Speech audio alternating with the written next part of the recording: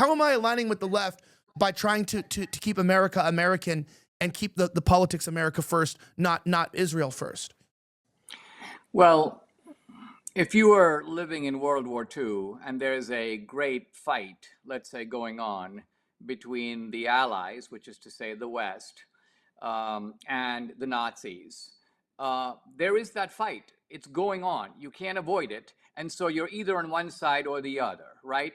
If you basically say, all right, my goal really is to expose Winston Churchill. I'm going to show that Winston Churchill is the real villain of World War II, not Hitler. Hitler had some understandable grievances, and sure, he might have gotten slightly out of control. Then I would say, objectively, you are against the Allies, and whatever you're doing, whatever its motive, it could be very benign. It could be that you had German ancestors and you feel benignly toward them. But objectively, you are helping, if you will, the Nazi cause in this fight that's already going on. So that's not really a name calling. It's just it's a description. It's not an accusation. This is the effect of what you're doing, and I'm saying it to you, as a friend, so to speak. So I'm not chastising you. I'm simply saying, look, the effect of what you're doing is this, whether you intend to do it, or not. Now, when you say things like, and look, these accusations aren't new, right? People said that FDR knew that the Japanese planes were coming to bomb Pearl Harbor. He knew it in advance. He wanted the U.S. to get into World War II. There was enough internal opposition that he let it happen because that was this clever way of getting us into the war.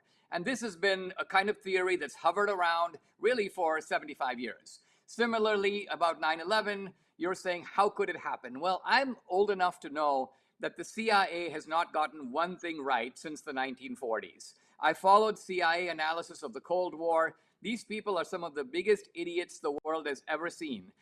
They constantly misjudged the Soviet Union. They claimed that the Soviet Union was going to keep going for another 50 years at the minimum. When the Cold War ended, right to the very end, they were saying that it was never going to happen. So think about what morons and buffoons have been running this country, at least the intelligence services. So I'm not in the slightest bit surprised that they were completely fooled by a group. See, if the Islamic guys had tried to sort of outwit the CIA on technology, they would not have succeeded.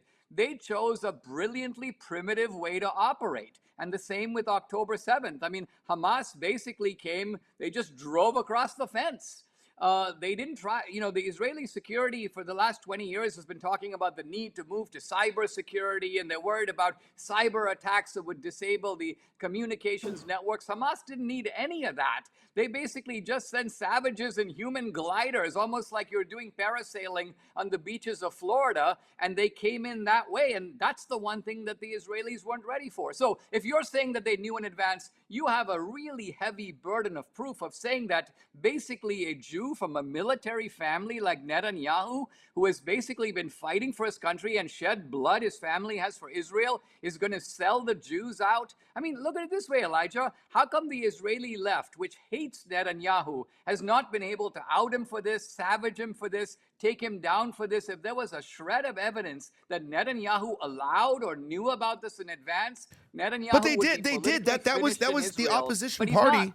The opposition party is who released the audio and the video for the Apache helicopters firing munitions blindly without verifying the targets, which allegedly is what blew up the vehicles or the cars that they showed. So the opposition party did release careless, and also the tank that blindly was firing the kibbutz into the homes. That was his opposition did release that. That's where I saw it. I go, I actually didn't know if they let it happen right when it happened. I guess I was like, how could this have occurred? But it feels like we're being gaslit. Like I feel like I know that you're smart, and I know that the money's not like what your detractors say.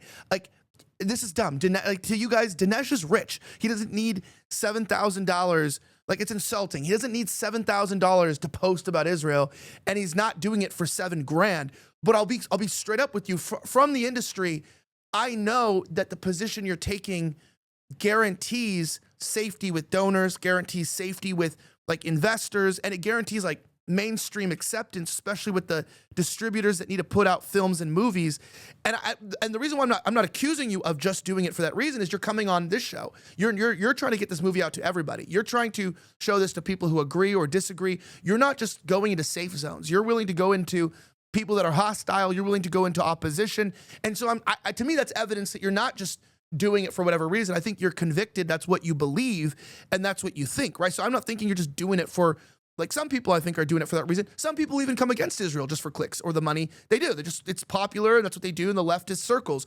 But it's like you know, with what's going on, I guess the burden of proof is when I look at the situation, and this leads to a war that is the war above all wars, the war that he needed. How is it right as he's about to be overturned that even Charlie Kirk, may he rest in peace, Charlie Kirk was on Patrick Bet David suggesting this very thing shortly before he was assassinated. I'm not connecting the two together, so don't nobody out there put words in my mouth. I'm not connecting Israel to the murder of Charlie Kirk. I'm just saying that he was noticing that, you know, how could they not have known about this? And that's a man who loved Israel, who supported the state, who wrote a letter to Netanyahu. Sort of, I didn't take it as a love letter, took it as a, look, dude, it's off my hands. You've got to fix your PR because you're losing people. Like, Charlie Kirk was thinking this too, right? So was he crazy? Oh, no. Look, here's what am I defending here, right? I'm defending really the Trumpian position. What's the Trumpian position? We're not at war with Muslims. We don't want to be at war with Muslims because we're going to be we have to take on 2 billion people plus. We don't want to do that. The good news is that with the Abraham Accords, a number of the Muslim countries are willing to do business with us, and they're willing to do business with Israel.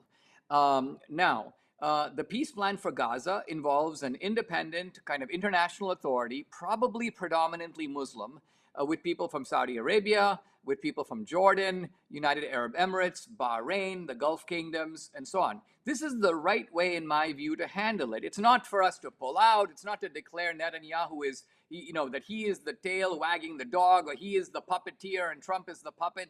Anybody who knows Trump realizes, no, Trump is not going to be bullied by Netanyahu. If anything, in this peace plan, Trump is saying to Netanyahu, look, you're not going to want to release these terrorists. You're not going to want to give safe passage to the Hamas guys. But I'm going to make you do it because I want to see the fighting stop. And Israel is like, okay, boss. So I think here is a clear refutation of the idea that somehow Israel is manipulating our politics. They're controlling Trump. I'm basically saying, look, I know that we all have a little bit of PTSD because the CDC lied to us and the FBI lied to us and they stole the 2020 election. And you know I'm on board with you on all of that stuff. But it doesn't mean that it follows from that everything the government says is always a lie. We do need to, I'm not against asking questions. And my objection to Tucker is not that he asks questions, is that he doesn't ask questions in an open-minded way that seeks answers. It's that he uses a kind of ventriloquist journalism where he has the nun with a mustache. He asks her a leading question. He already knows the answer to the question. She gives him the approved answer, and then he goes, wow, my mind is completely blown, as if he never thought of it. So this is not the, quote, open debate that he calls for. I think we should have an open debate. Elijah, I would be willing to debate Tucker Carlson on your show, one-on-one for 2 hours straight, in a very cordial way. I'm not going to call him names. I never have.